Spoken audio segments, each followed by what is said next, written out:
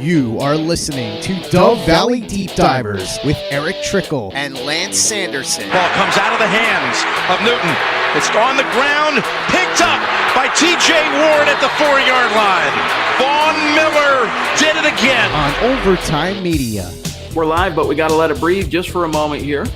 Got to bring on Facebook and get our entire community in the room with Eric, myself, and Buana Beast. And we are good. Welcome in, everybody, to the Dove Valley Deep Divers. I am your guest host, Chad Jensen, of course, presented by Mile High Huddle, powered by Blue Wire Pods. Eric was kind enough to invite me to co-host. Lance has some things he's juggling, just bought a brand new house, little honeydews, little things he's got to work on. So I'm stepping in. Eric, senior draft analyst, milehighhuddle.com. It's been a minute since we were on a pod together, so it feels good, my friend. How you doing? Doing good. I mean, it's always good to sit down and chat with you. I mean, really, only time we do anymore is with the big group pods, draft night, and then the pre-draft Mile High Roundtable draft. Like, it's always good to sit down and chat with you. I know that we have rather different of opinions on a lot of topics, so it's definitely good to hear things from the other side of the aisle than having a yes man kind of like Lance is to me, sit there on the other side. Yeah, I mean, we all kind of have to beware of getting lost and trapped in our own echo chambers, myself included. You know, it's always good. Politically, I love turning on and listening to the opposing views because it challenges my premises. You know, sometimes I amend a particular take or view because I'm hearing the other side's rationale or argument on it. So it's always good. And, you know, I mean, you and I, we go way back. I think, let's see, 13, 14, 15, 16, 17, 18, 19, 20, 21. This is year 9 we've been working together. Does that seem possible, dude? Isn't that crazy? You're old, bro. It doesn't seem like it's been that long. It's hard to believe that I started doing this when I was 20 years old, and now here I am almost 30. It really just does not seem like that long. Time's just flown by. Yeah. It's kind of funny for those who don't know the story. I'm sure you guys want us to dive right into some really interesting Melvin Gordon, Denver Broncos, Aaron Rodgers content. We'll get to it. But Eric and I found Eric is in the same way. Eric was like the model of how I ended up through serendipity finding great members of the staff way back in the day before Mile High Huddle even existed.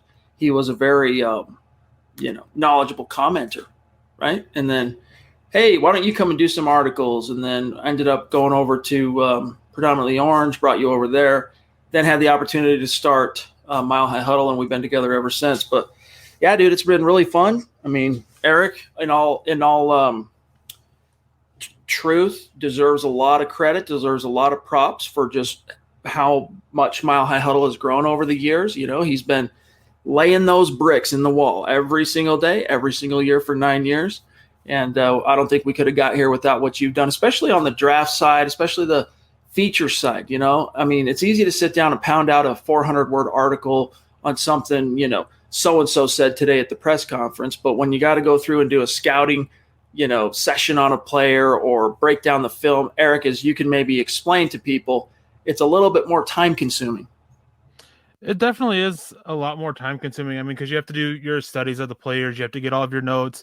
Then you have to sit there and read through your notes and kind of see where you feel about the player and all sorts of stuff like that. But it's funny that you said that it's easier to take a quote and write a 400 word.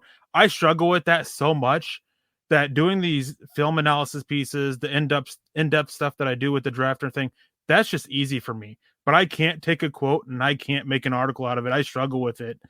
But it's just, I guess it's what's the different strokes. With that? Something about bread and butter. I can't think of it. Yeah. I mean, it's different strokes for different folks. Everyone kind of has their forte and their realm of expertise. And that's like you'll hear Zach and I all the time on the Huddle Up podcast. You know, we defer to when it comes to the draft. If we get asked an opinion, you know, we'll do our best to give the opinion if we feel our opinion is developed enough to have confidence to share it. But more often than not, you know, unless it's like the last couple 2-3 weeks leading up to the draft, we just say, hey, that's a good question. That linebacker you wanted us to talk about from, you know, Louisiana Tech that might get drafted in the 6th round. We're not going to lie to you. Talk to Eric, dude. Eric knows. And, you know, that's your realm of expertise. And we probably need to get more on top of film. Like we haven't been doing film as much since Josh Carney took over Horseshoe Huddle and whatnot. But yeah, dude, it's been a wild ride. And speaking of wild, Eric, Melvin Gordon said today something that I think rubbed some Broncos fans, not so much rubbed them the wrong way, but kind of let them down a little bit. Melvin Gordon doesn't think Aaron Rodgers is coming to the Broncos. In fact, as he was quoted today on Good Morning Football, he said, quote, as far as Aaron Rodgers, I honestly think he's going to stay with Green Bay. I think he's going to stay there, man. You can't really see him in any other color. But who would be upset with having Aaron Rodgers? But we don't have him. So we got to roll with Teddy. We got to roll with Drew. So whoever's our guy is our guy, close quote. Not necessarily anything earth-shattering here, Eric, but do you concur that Aaron Rodgers is not leaving Green Bay? Well, first I want to say that using wild ride and Melvin Gordon's probably not the best choice of words, but as for what he has to say, I mean, we see it time and time again. Players are probably, I don't want to say the least informed of everybody, but they're just going off of what they thought. They don't have real insight on anything. And maybe Aaron Rodgers ends up staying in Green Bay. Maybe he gets traded. Maybe he sits out this year. Right now, it's just there's 3 balls in court, and we're not sure which one's going to make it in the basket at this point. I know that Green Bay, they have made him an offer with a new contract, and he declined that, which made it clear that it's not just about wanting this new contract. That's not the only issue he has with Green Bay as to why he wants out. I know that Mike Florio reported on the Dan Patrick show just before we went live that the feeling he gets from Green Bay is that they would prefer Aaron Rodgers to sit out this year and then trade him next year, is because that way they get to see Jordan Love. And then from there, they can go and figure out, hey, do we want to just move on from Aaron Rodgers and move on from Jordan Love? Do we want to did Jordan Love show enough and we can move on from Aaron Rodgers, or what's the case may be? So maybe that's the way they go. But I mean, for the most part, with Melvin Gordon's answer, it's just a textbook answer from it. We don't know what's going to happen with it. So right now we're just going to stick with our guys. Yeah. On this topic, I think it's interesting, Eric, I shared not so much a theory, but just like a gut read on a couple of times this week on Huddle Up, that anytime it's, you talk about a zeitgeist or like the collective, the collective consciousness of a body. All right. I'm not talking an individual, but like a team or a nation. All right. The Denver Broncos zeitgeist, whether it's a GM, whether it's a coach, whether it's a player like Gordon today, whether it's the clips that we see during OTAs of 11 on 11, when you see a throw here and there, every time so far, every is an absolute. So not every time, but more often than not, especially the last week or so, Eric, I'm hearing the first name mentioned is Teddy, not Drew. Now, the devil's advocate in me says, yeah, you're reading too much into that. That's just, charge it to the game. And even Zach says, look, he's the shiny new toy. He's the newcomer on the block. He's a little bit more front of brain. Maybe that's it. But what do you think? Do you think I'm nuts here, or do you think that Teddy has kind of already embedded as the presumptive first guy that comes to mind when a player, coach, or GM talks about the quarterback? Well, my thing is I mean, obviously it's OTAs. You don't want to take too much out of it. I know on one of the days, Drew Lock threw 2 interceptions, and I think Teddy threw 1, and people were making a big deal about that. But, I mean, it's kind of like what Zach says. Teddy is the brand new toy. But also on that note is we got to look at the coaches, and this is a coaching staff that they very well may be a thing of you better win and get to the playoffs or push for it or you're gone. And I think Teddy, at least a lot of other analysts out there who believe that the coaches have that, believe that Teddy is their best pathway to that. He's a little bit safer with the ball, protects the ball a little bit more. Granted, he didn't do so well doing that last year in Carolina. So I think that's kind of why. But one thing that can be said for certain about Teddy Bridgewater is that he has come in on short notice and really gotten chemistry down with some of these wide receivers. That's the big thing, that my big takeaway is how much chemistry he's gotten down with Jerry Jeudy, with a couple of these other guys, something that we're still not quite seeing from Drew Lock. Yeah, especially Jerry Jeudy. They got something cooking there. And I think you're right on that in terms of, the organization in a perfect world probably would hope that Drew Lock could come in here and just authoritatively win this competition because he's their original round pick. It would be better for them overall if it's Drew, right? In a good, like if he were to succeed. But at the same time, you look at them, from a upside, downside, pros, cons. Drew Lock might have that, and I sincerely believe has a significantly higher ceiling than Teddy Bridgewater. But right now, he's so far from reaching that ceiling. It's like Sistine Chapel. You kind of have to peer up to see it. You're like through the murk. You're like, oh, there's the ceiling. Teddy's is a little bit more reachable. We can almost reach up and touch it. Right there's Teddy's ceiling, but his floor is significantly higher than Drew's. So Drew might have a higher ceiling, but he's still pretty far away from that ceiling. Whereas Teddy offers a higher floor. So if you're looking at it from a coach's perspective, who is in a win or you're fired situation, naturally you're going to gravitate toward the safer guy. But you just got to be careful with that philosophy, Eric, because you can reach the point of diminishing returns. Trevor Siemian as an example, for the most part, it started to unravel. But look at 2016 as an example. He did a really good job as a really young player. Basically, it was his first year, even though it was his second, protecting the ball. But you reach the point of diminishing returns when you're leaving big plays on the table because you're a little too cautious with the ball. You're not willing to take some of those chances. And the problem with Drew, and then I want to serve this over to you, is he's not afraid to take those chances. But sometimes his read on when the right time is to take those chances is obviously skewampus. And, when he does take some of those chances, even if the read is right, Eric, sometimes the ball's off target or et cetera. So Teddy Bridgewater could very well end up winning it. I still think when it's all said and done and the dust settles, it's going to end up being Drew Lock who wins it fair and square. But I remain optimistic on Teddy as well. If Teddy were to win, I think this is a team that can go out there and win some ball games. Yeah, I think that the best way to look at it with Drew Lock is that everybody knows what his weaknesses are, and there's a large pile of them, of things that he's got to work on, his footwork, his ball placement. And if he's able to work on that, there's no doubt that he can be a really good NFL quarterback. The issue my worry with the Broncos, that they find themselves in a situation like the Bengals did with Andy Dalton.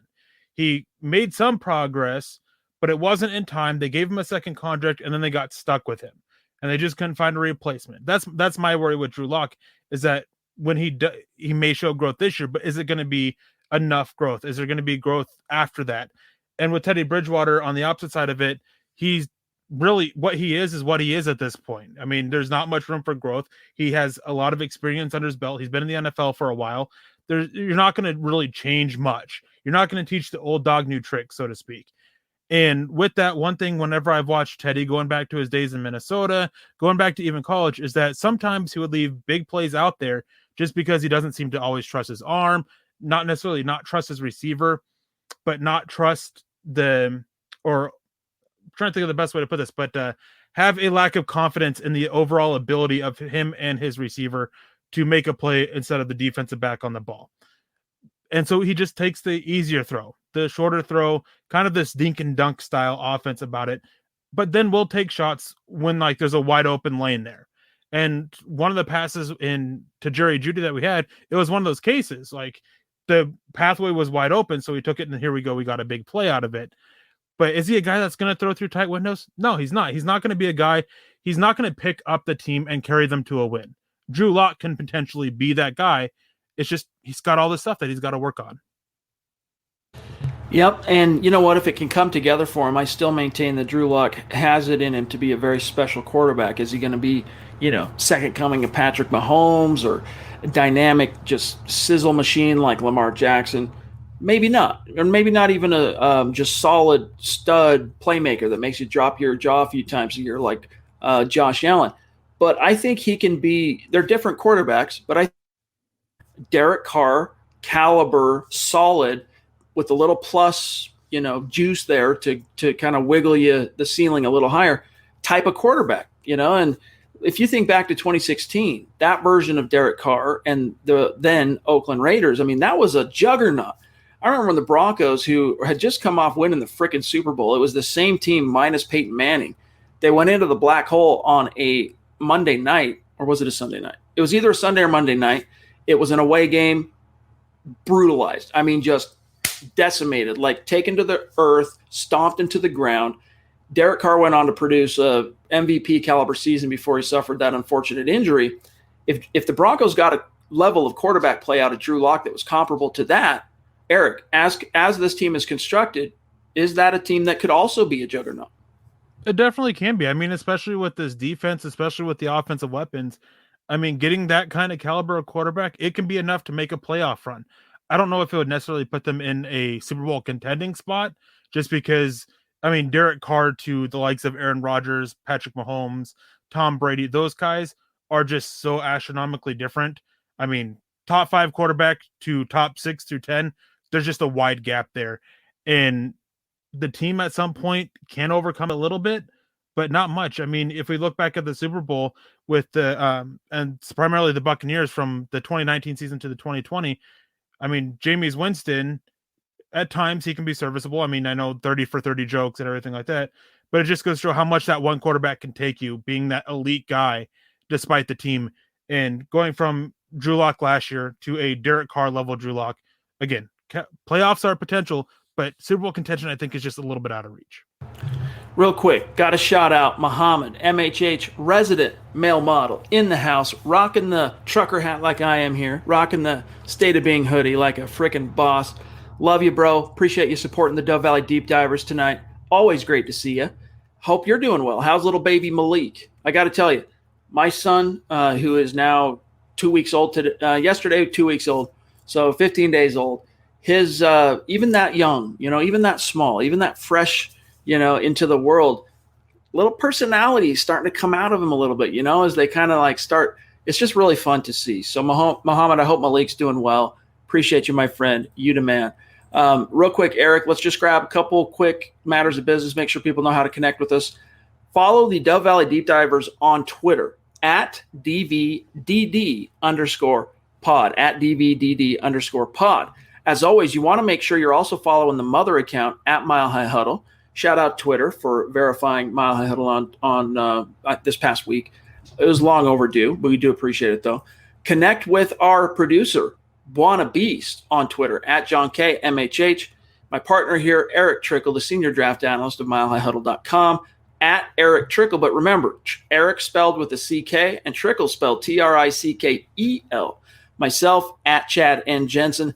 Check out Facebook.com/Mile High Huddle. Go to the Mile High Huddle Facebook page. You'll see the big blue button at the very top. Click that. You'll become a supporter. You get access immediately from there to our premium VIP video and podcast content, which includes the Trickle Zone on Saturdays at noon and Kelberman's Corner on Sunday at noon. And Eric, I know you have something brewing for tomorrow. Of course, you have a family. Sometimes you want to do things with the missus and the family. Had to take last weekend off. But I know you got something sweet cooking for tomorrow. I have something planned. I can't remember what it is off the top of my head. I have to check my notebook that kind of has things planned out. But I know eventually we're going to be getting into training camp battles. What we're going to be looking at prior to entering that, and just looking at some new additions the Broncos have made. I mean, we broke down the 2021 draft class. We broke down the 2020 draft class.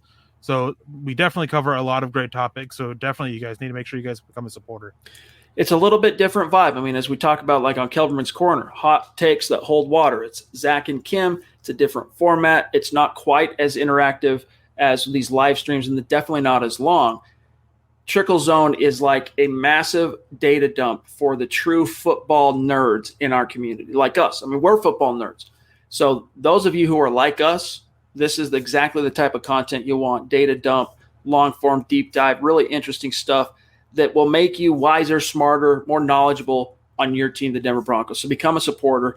And then also, guys, check out the merch store, huddleuppod.com, and get your swag on. Just last week, we debuted the brand new Dove Valley Deep Divers State of Being t-shirt in celebration of the show's 100th episode. Now, Eric, we were kind of talking about the old days and how far back you and I go together. But as I said on Twitter, any podcast that can get to 100 episodes, I mean, that's an achievement. That's an accomplishment. So how did it feel getting to 100? Does it seem like you and Lance have been doing this together as long as you have? Well, as I joked about last week when we were live with it, it was my 100th episode, but it was only Lance's like 50th. He always seems to miss. Yeah. But it's definitely surreal going for it. I mean, I remember talking to you after Trickle Down Theories kind of ended and wanting to get back into it and trying to get it set up and Lance having issues, trying to get a laptop, then mic issues, going from recorded podcasts to live. Like, been a long road, and it's a little unbelievable we made it to 100. And I do got to admit too, it's like last week when we were live, we went into the story about how Dove Valley Deep Divers came to be, and we kind of threw you under the bus a little bit, Chad, for shooting down some of the names that Lance and I came up with. But I don't even remember some of them. What were some of them? Do you remember? I remember the one that we first brought up to you was "I Choose You Broncos." right. And that was the one that got shut down. But definitely, it's always surreal. I mean, it's surreal that we've been doing this for 9 years. It's surreal that we made 100 episodes on that. And I was looking back the other day. It was surreal to realize that I did like 27, 28 episodes of Trickle Down Theories. Mm-hmm. Like, it's just very surreal. Indeed. So respect the effort. One way that you can support the Dove Valley Deep Divers is by picking up a t-shirt. It's got the logo on the front, and on the back, it's got the hashtag State of Being. We appreciate those of you who do patronize the store, whether it's a DVDD piece of merch, Mile High Huddle, Huddle Up Pod, Building the Broncos, Mile High Insiders. It all adds up, and we appreciate you guys. All right. Last thing here, gang. If you can't do those things like becoming a supporter, being a Super Chat superstar, and financially supporting these shows and the channel, or buy merch, hey, it's all good. We're seriously just stoked to have you with us in this conversation as a part of this chat. Just make sure you're subscribed. Crucial on YouTube. Crucial if you're listening after the fact on Apple or Spotify. Please consider liking the video. Guys, you have no idea how much that helps us. So if you're enjoying the content, just liking it is actually better for us than you just watching it, believe it or not. I mean, we want the views, don't get me wrong, but the likes allow the podcast of these episodes, these videos to get put in front of other Broncos fans that are like you, except they're wandering the desert. They're oblivious and ignorant to the fact that this community is out here waiting to embrace them. So if you like this video, if you're watching on Facebook, if you're watching on YouTube, liking this video increases the odds of this getting in front of those people. And then also, hey, number 3, share it out there. If you think we're doing a good job, we might disagree on some of the issues, whether it's you disagree with some of my takes, you disagree with some of Eric's takes. But if you respect the effort, that's the number one testimonial for us, is seeing the shares, and help us continue to grow and reach Broncos fans that are like-minded just like you. All right, John, I know you had a couple Cobra Commander. Good to see you, buddy. Excuse me. Appreciate you, my friend. I know that you have been across the pond serving this great nation, so hope you understand how much we appreciate and love you for that, and for other things too. I mean, I'm sure you're a pretty decent dude, but we also really like that you contribute to the conversation. He says, we're here at Europa Park all day, going to bed soon since it's 2:30 a.m. I don't even know what that is. Is that like Disneyland? Eric, do you know what Europa Park is? No, actually, I never heard of it before. But yeah, dude, get some shut-eye here in about 15, 20 minutes when we end this pod. Go with CP99. Casey, what's up, dude? He's got a question. Did anyone else hear Nate Burleson on the Rich Eisen show today? He said coming to the Broncos might not be in Rodgers' best interest. I did not hear that, Eric, but in what way could that be true? Is there any way possible that Denver would be an inhospitable destination? To me, there's only one reason, and that is Patrick Mahomes. I don't really fear Justin Herbert quite yet. I wouldn't fear, if I was Aaron Rodgers, I wouldn't really fear the Raiders all that much, but button up against Mahomes twice a year, that would be an obstacle. Yeah, that's one of the few reasons I can think of that it would be. I mean, it can't be anything with the team directly, with the players on it, because the roster is just so strong around the quarterback position. Another thing I can think of is, and quite honestly, how volatile the fans can be at times. And then another one can be just having to deal with the legacy of John Elway and then Peyton Manning, and now going to Aaron Rodgers. Like, that also can be, if he doesn't win a Super Bowl ring, then the fans could turn on him, and it could feel like he's letting down the legacy. Those are the only 3 reasons I can think that it would be a bad thing for his interests. That's a fair point, though. That would be some. I mean, it was probably hard enough for any quarterback that came after John Elway to kind of fill those shoes, including for Peyton Manning, but Peyton did so with aplomb. Now you're having to fill the shoes in many ways of 2 different Hall of Fame, Ring of Fame quarterbacks. And, excuse me, if Aaron Rodgers is the competitor that we think he is, 3-time league MVP, it probably isn't too daunting, the notion. But the biggest thing, if there is any disincentive, it's the division. But at the same time, Eric, If you're Aaron Rodgers and you're looking out across the fruited plain at all the different NFL landing spots you might potentially see, Broncos are very attractive because you don't have to worry about the defense. That's going to be on lockdown. They added some serious pieces on that side. And then offensively, I mean, he's been working miracles with very little in Green Bay the last year or two. Suddenly to inherit the likes of Cortland Sutton, Jerry Jeudy, Tim Patrick, Noah Fant, KJ Hamler, Albert Okwuegbunam, Melvin Gordon, and now Pookie Williams. I mean, plus have rebuilt and kind of coming together, solidifying offensive line. I think that's the biggest thing he would look at is the tools are there for me to succeed. I'm not going to have to carry so much, whereas even going to Vegas as an example, Vegas, they have a lot of the same pieces, but I don't know, man, that defense to me is still suspect. You're probably going to have to carry more of the water, similar to how you've been doing it in Green Bay. Yeah, definitely. And my thing too is with the weapons, even if you end up giving up one or two pieces to Green Bay to get him, there's still a lot else around him that you can still work with. And then you bring up Oakland, and on offense, sure, they have plenty of weapons. That defense is garbage. And honestly, can anybody see Aaron Rodgers and John Gruden working well together? I don't see it. I just see nothing but butting heads there. And one thing too is John Gruden, he's probably still locked in for a couple more years at least. If Aaron Rodgers comes in and George Paton decides to move on from Vic Fangio and they decide to and Rodgers is okay with it, he could potentially have a say on who the new coach is. So just so many reasons why if it's somewhere, Denver makes so much sense and a lot more sense than Oakland or Las Vegas. And I never really understood all the hype for Las Vegas with him anyways. Leroy on Facebook, good to see you, my friend. Appreciate you being in the chat and for the question. He says, what's up, guys? In your honest opinion, do you really think that we should trade for a franchise Q or just keep what we have? So, Eric, if you could reasonably be in the running to land an Aaron Rodgers or a Deshaun Watson, Deshaun, still a little bit radioactive till that dust cloud settles, but what's your answer for Leroy? I mean, if you have a chance to do it, you got to do it. I mean, you live and die by your quarterback position in the NFL nowadays.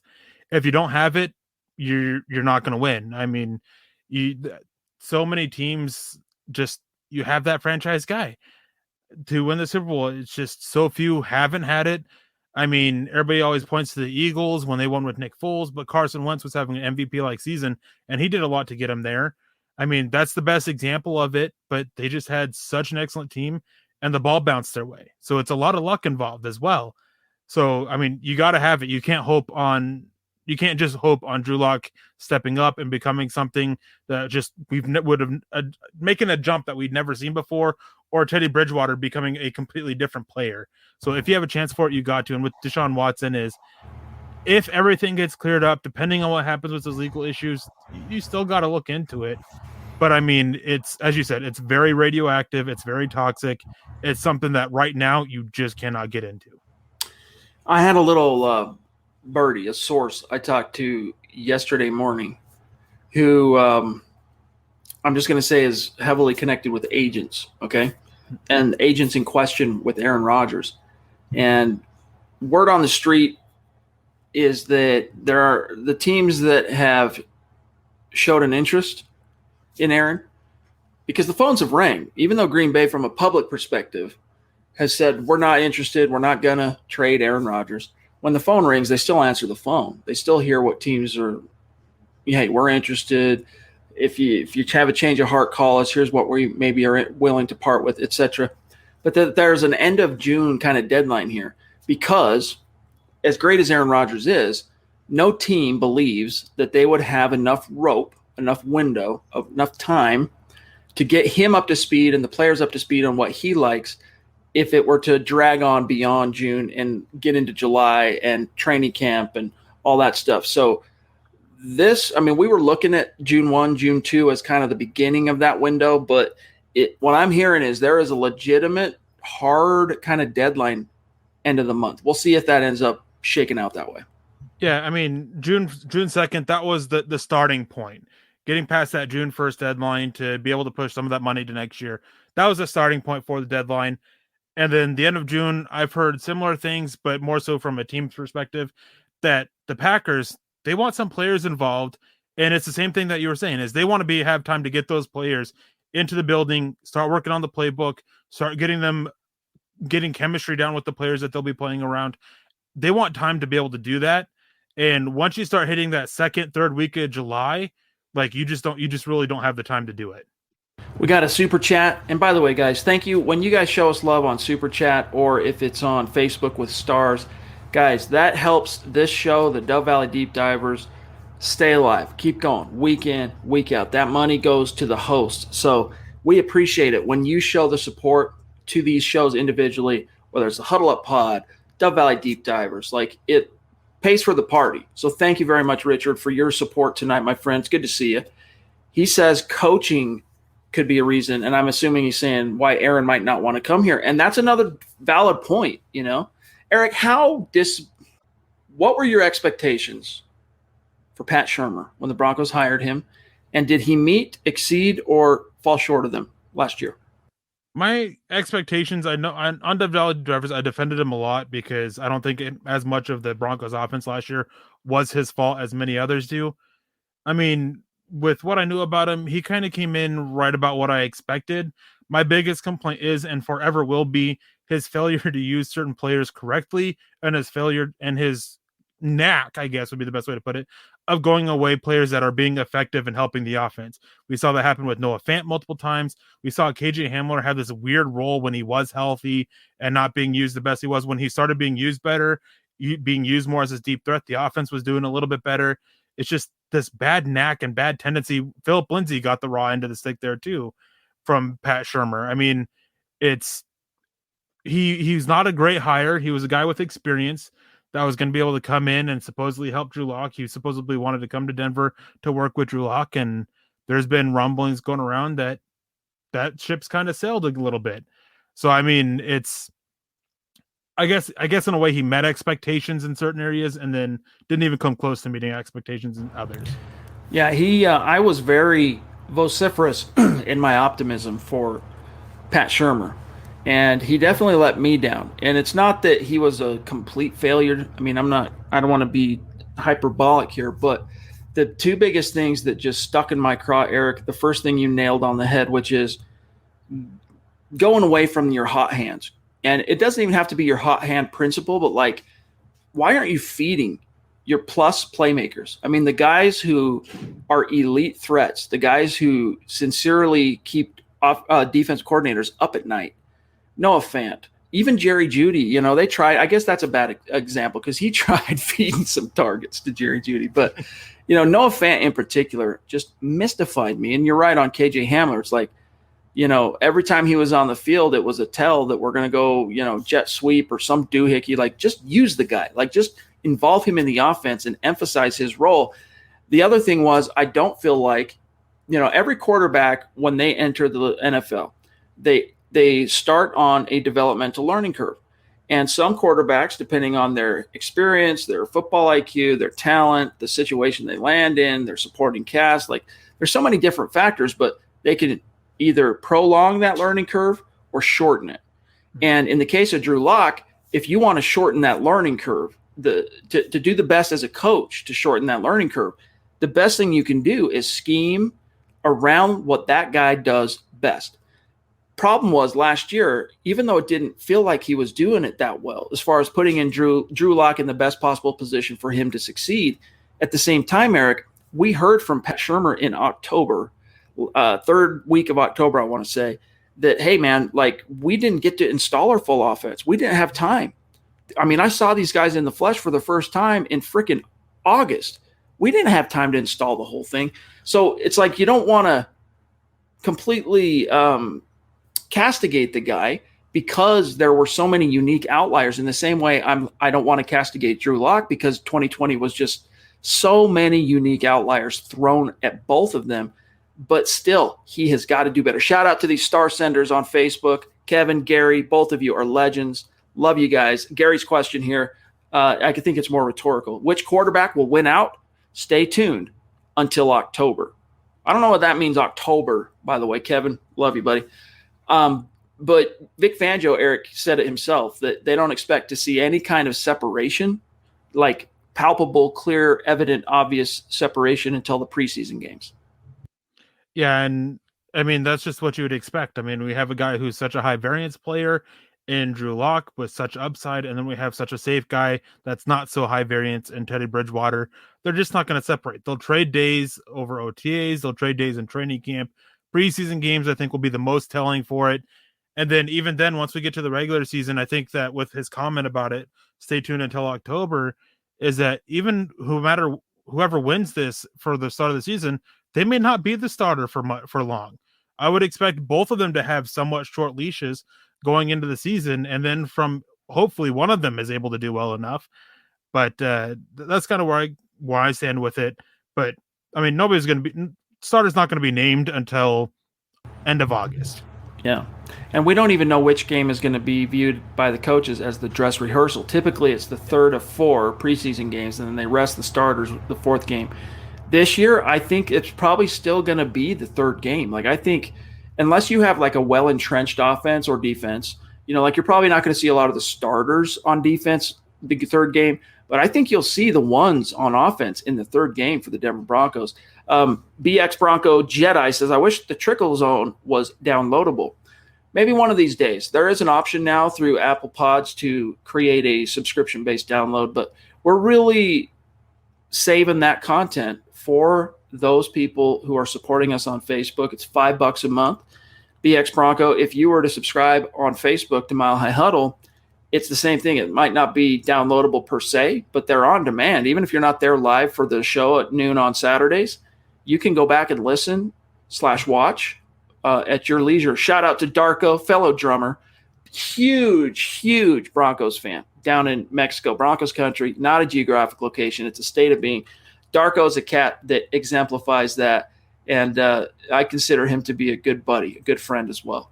All right, let me see what we've got here. We got to keep tonight a little bit shorter than we might usually, just because I'm still juggling some things. When you have suddenly a little baby in the house, everyone wants to come from the 4 corners of the earth to see this baby, and so we've got family in town once again. Casey says, Eric and Chad make a great combo. Thank you. Thoughts on what the overall AFC West record will be? Maybe second best in the league? I don't know about overall record, but as far as like power rankings by division, Eric, where does the AFC West fall going into 2021? Off the top of my head, out of the 8 of them, I'd probably put them 3rd or 4th. I think that the NFC West is probably one of the toughest ones there is. Then the AFC, I can never remember, North, I think is what it is. Pittsburgh, Cleveland, that one I think would be right up there. And then the AFC West probably wouldn't be that far behind. And I just want to touch on the first part about us making a great combination. I make a great combination with just about everybody. Hey, I can't deny it. I mean, he's got this curmudgeon reputation, but he's a sweetheart. He's a sweetheart, Erick Trickel is. All right. Yeah, I'm thinking, look, NFL, one of the reasons it's king, Casey, is parity reigns supreme in the NFL. You don't know on a given year which teams are going to rise, which teams are going to fall. I mean, last year you had a worst to first team making the playoffs. The year prior, Tennessee. I mean, you just never know. But if the Denver Broncos figure out the quarterback, they're going to be a factor. If Justin Herbert takes another step, Chargers probably will be a factor. They'll need to stay healthy. They had a lot of injury problems too. If John Gruden and Derek Carr figure out their mind meld, get that on the same page, and that defense of theirs, talk about staying healthy. They need to stay healthy defensively if they're even going to have a snowball's chance of being a threat. I mean, I could see this division coming together and producing 4 relative, juggernauts. I mean, KC is the presumptive juggernaut, but 4 relative threats for the playoffs. But, it's on paper right now, Eric, and we, what they say about making plans or projections based on paper. Yeah. I mean, that's all you can do at this point. I mean, it's just until we see them play, we don't know what's going to happen. I mean, last year, I know overall fan expectations for the Broncos was high. And then we lose Cortland Sutton. Then we lose Von Miller. Then Drew Lock doesn't make this progress like we thought he would after the first 5 games he played. There's just so many variables it's just right now, it's just so hard to say anything with any kind of confidence, really. R. Powell, appreciate the kind words and the congrats on my becoming a new father. He wants to know, and this is a perfect question for Erick Trickel, any college players we need to keep an eye on that could be a great fit for the Broncos, Eric? There's actually quite a few. I know there's next year's offensive tackle class. It looks pretty strong at the moment. There's a guy out of Miami. There's a guy out of Penn State. And, of course, another tackle out of Alabama who's probably going to be one of the top 2 tackles drafted. Names, I haven't memorized them yet, so forgive me on not knowing the names off the top of my head. I believe Alabama's is Evan Neal. I believe that's the only name I can think of. Next year's edge class looks pretty good, so if Denver moves on from Von Miller and they lose Malik Reed in free agency, they have plenty of avenues there to replace them. Quarterback next year, there's a lot of names. I mean, I can rattle off a bunch there. Sam Howell out of UNC. A lot of people compare him to Baker Mayfield, just without the attitude. There's Spencer Rattler out of Oklahoma, who's probably the top quarterback in this one, just looking at on the field. But his personality, I mean, he's like Johnny Manziel meets Baker Mayfield meets Josh Rosen. I mean, just such a toxic personality from multiple things that people I've spoken to, multiple videos that are out there. There's a whole show called like QB1 or something like that, or Quarterback Camp, something that he's on, that he was just a terrible person to deal with. Like, it's just right now, again, it's as we were talking just a few minutes ago, it's all on paper. Right now, a lot of good positions look strong. We don't know who's going to rise up out of nowhere. We don't know who's going to fall off. We don't even know who's going to return back to school yet. So it's definitely going to be a interesting year, especially with us coming back from this thing we've been going through. Yeah, most definitely. All right, let me just take a peek here and see what else we've got in the chat before we dip on out of here.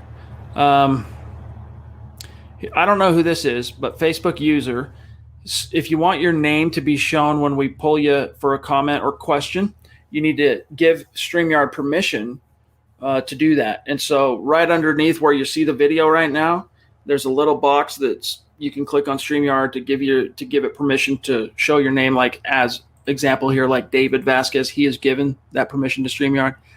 David, we'll talk about Drew. Before we get out of here, we'll address what you're saying about Drew, I promise. But Facebook user, Chad, how many games do you give Locke this year if he doesn't take off before you would pull the plug? So you would have to define how, if he doesn't take off. You know, like if he's playing average ball and it's just not coming out in the wash and the win column, the team still just can't figure out how to win more than they lose. You know, if it's that level of kind of, I think you know, if you're still losing games, that is, you probably go as far as 5th or 6th game before you really would consider making a change. Now, if he's stepping on his own, you know what, early on, and it's pick 6, it's, 3 picks in this game and all that.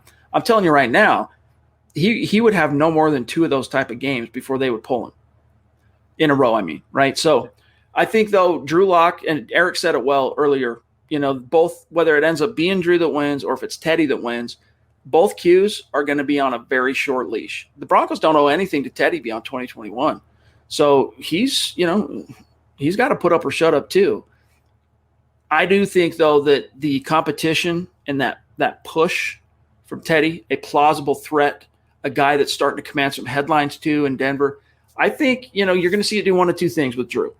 It's either going to cause him to kind of wilt in the face of adversity, or it's going to toughen him up, sharpen him, and he's going to rise and bust through ceilings as a result of it. The Broncos are hoping it's the latter. The Broncos are trying to utilize a little Bill Parcells type coaching psychology and using competition to manipulate the best possible result for Drew Lock. We don't know how that's going to shake out. My gut read is by the time the dust settles, I think you're going to see the best version of Drew Lock that you've seen up to this point. But I've been wrong before. I mean, Eric, I was the guy that was all about Cody Latimer as the best wide receiver in the 2014 draft class. Remember that? I remember. And I was trying to figure out what you were on, because that was a take. But with this, with how many games they get, I think that it obviously depends on how the team is playing, how the player individually is performing. But after week 4, if the Broncos don't sit with at least a 2-2 record, and the quarterback can be not necessarily all to blame, but you can lay a lot of blame at the quarterback's feet, whoever it is, I can see them pulling the rug after that. Because the first 4 games of the season is probably the easiest stretch of 4 games the Broncos have all season long. I mean, their first 3 weeks are 3 teams that were picking top 15 this year. I mean, granted, 2 of them picked first and second overall. They got new quarterbacks. By that point, facing this defense, they shouldn't have things down. They should be making mistakes that you should be able to capitalize. Daniel Jones of the Giants to start your season off. I mean, he's a guy who he's just prone to mistakes. You got to capitalize off of that.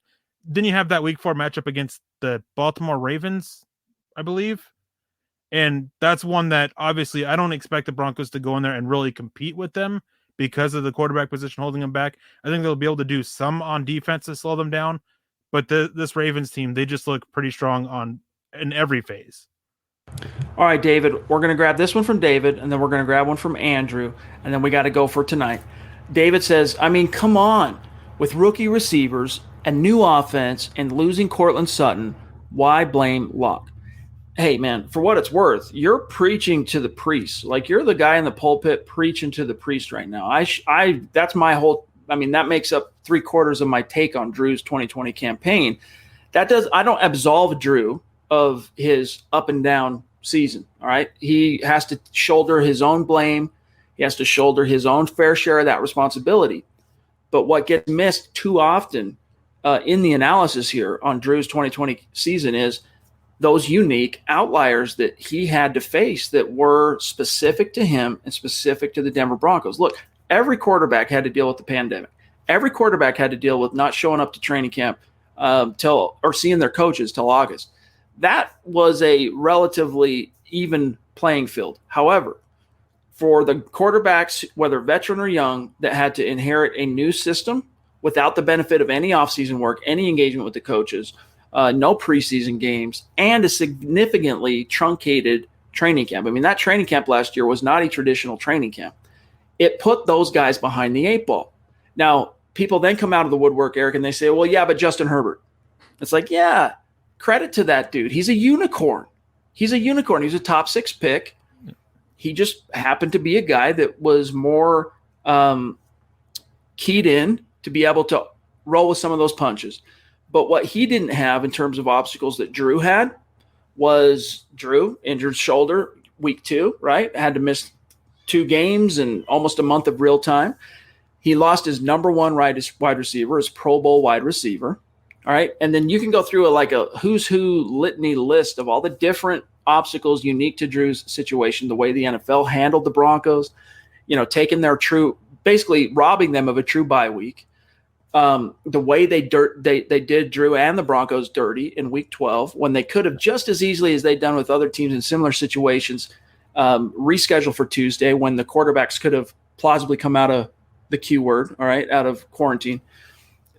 So many different little things in that box that made Drew Lock's 2020 campaign, to me, an outlier. So my optimism, Eric, and this might be where you and I differ, my view of Drew is more oriented toward the guy we saw coming out of 2019 than the guy we saw in 2020, simply because that year was just so off kilter and weird that I think we'd be remiss to draw too many overarching conclusions. Now, that doesn't mean he doesn't have to sing for his supper, and that doesn't mean that 2020 didn't change the landscape, because it did.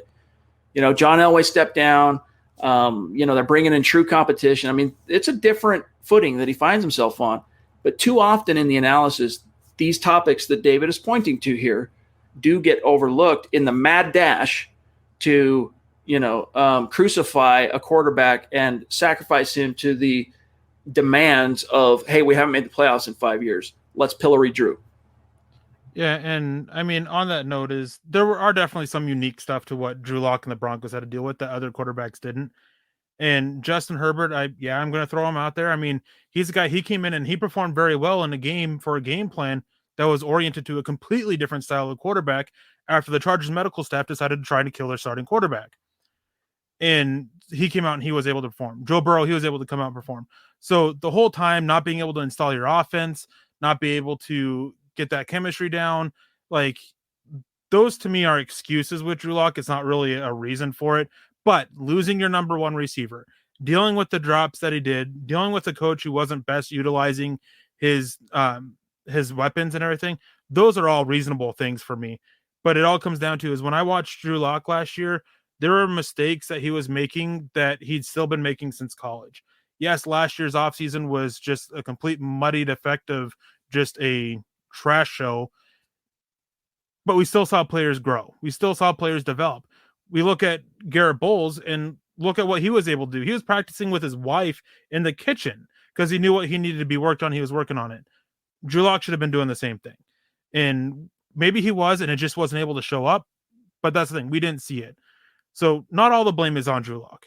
A good portion of it is. Good portion of it falls on the receivers. Good portion of it falls on the coaching staff. Falls on everybody. But he isn't abstained of any blame because of all these other things, other issues that the Broncos had, because he still has to go and develop as a player, even on his own. One thing that great quarterbacks do is when the odds are stacked against them, they push through it. They rise up.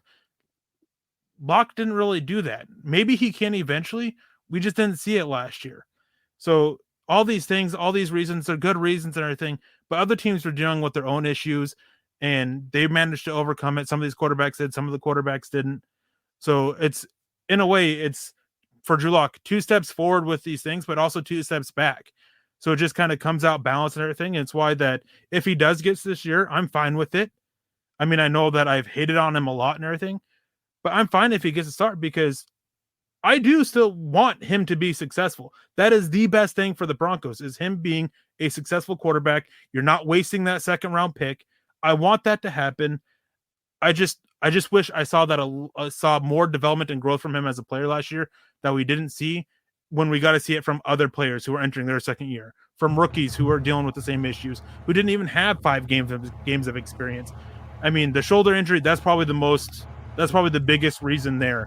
That point that I'll give anybody with it when talking about Drew Lock's struggles was he dealt with that shoulder injury, which was a major setback. Yeah, I mean, you're right. That's about the rise to the occasion, man. Hey, cry me a river. It's the league. Everyone's juggling these issues. And Drew Lock, you got to overcome that adversity and battle through it. The problem is he did do that at times.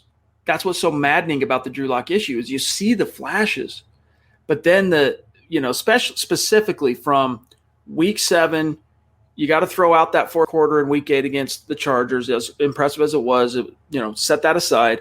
Week 8, week 9, week 10, that 4-game stretch in particular was shockingly scary just because of the regression signs he was exhibiting.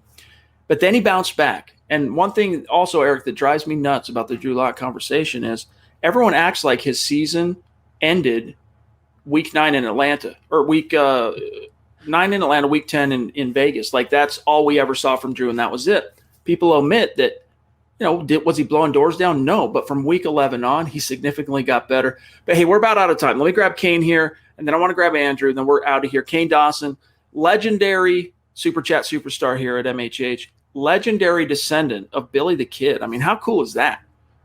Appreciate you, bro. He says, just want to say that I will grace y'all with my presence in week 3 in Denver, hoping to be in Dallas too in week 11, hashtag state of being. That's very cool. That's very cool. We want to see as many of you as possible for the MHH meet and greet on the 26th of September, week 3. It's the home opener for the Denver Broncos. We're going to be out in the tailgate right outside the stadium, having a good old time. Kane, can't wait to meet you. All right, last one, Eric, and then we'll get out of here from Andrew on Facebook. Appreciate you, Andrew, being with us. He says, good pod. Great to see Chad and Eric together. So question, what offensive player and defensive player makes the biggest splash in 2021 for the Broncos, Eric? Defensive player, I think, is Draymond Jones. I've been high on him since the Broncos drafted him. I thought he showed a lot as a rookie, and he grew on that last year, and I'm expecting even more out of him this year. I think finally being in the starting role, I thought he could push for one last year, and he kind of did, but injuries kind of actually let him take it. So I expect big things out of him on the defensive side of the ball. He's this one that I think that can make a big splash. On the offensive side of the ball, this is where things get a little bit more difficult for me because of just how much everything rides on the quarterback position. I'm going to can I go with the offensive line as a unit? I think that we'll get solidified there. I think Graham Glasgow, I know a lot of people hate on him, but in my opinion, he was the second best offensive lineman for the Broncos last year. Dalton Reisner really struggled. I think that he'll bounce back, get past that sophomore slump. Whoever starts at center, whether it be Quinn Miners, Lloyd Cushenberry, I think they'll be able to solidify the interior. Right tackle is still my concern, and that's going to remain my concern. But I think the other four should lead to a much better offensive line than we saw for the majority of last season. And it was a unit that started putting things together about week 12 or so, right about when Drew Lock started showing those improvements. We also saw improvements from the offensive line as a unit, and especially which helped the run game, which helped Drew Lock, which had this trickle-down effect. Yeah, man. I mean, I could echo a lot of what you said. Draymond, top guy for me to be your breakout guy on the defense. But just for the sake of parity here, I'll say, actually, you know what? I don't think there really is anyone that meets that criteria of like a true breakout guy for the defense because, Kyle Fuller has proven he can be a star in the league. Maybe Ronald Darby, maybe. He at one point was viewed as one of the best up-and-coming young corners in the game and then off a cliff.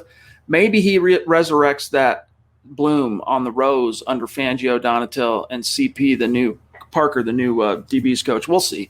But I'll just stick with you on Draymond. But Noah Fant is my guy on the offense. Noah Fant, to me, is the guy that's going to, hopefully, as long as Pat Shurmur doesn't piss backwards on us again, Noah Fant is going to have himself one hell of a 2021 season. But, gang, with that, we got to dip on out of here. Eric, thank you for the invite and the opportunity to come talk some shop with you on Dove Valley Deep Divers. It's been a gas. Look forward to doing it again down the road. Real quick, before we say our goodbyes, make sure you're connected with the Dove Valley Deep Divers podcast on social media, starting with Twitter at DVDD_pod. You can follow the main account of Mile High Huddle on Twitter at Mile High Huddle. Eric himself at Erick Trickel, myself at Chad N. Jensen, our producer, who does a great job across all the different Mile High Huddle podcasts.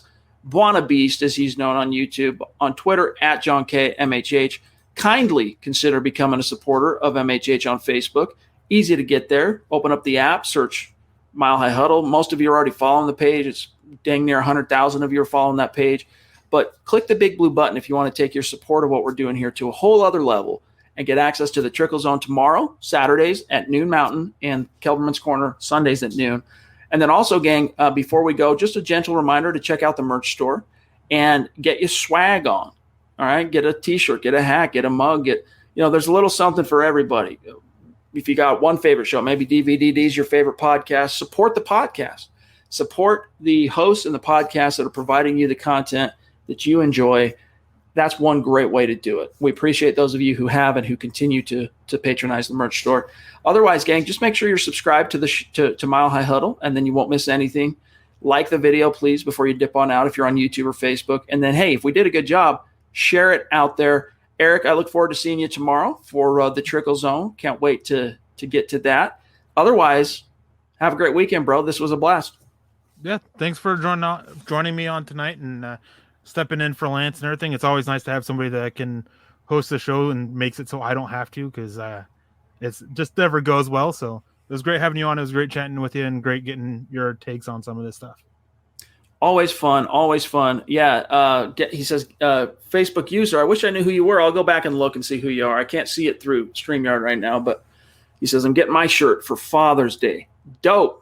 Make sure once you get that shirt, you send us in the picture. We'll put it up on MHH Instagram, MHH Twitter, and shout you out.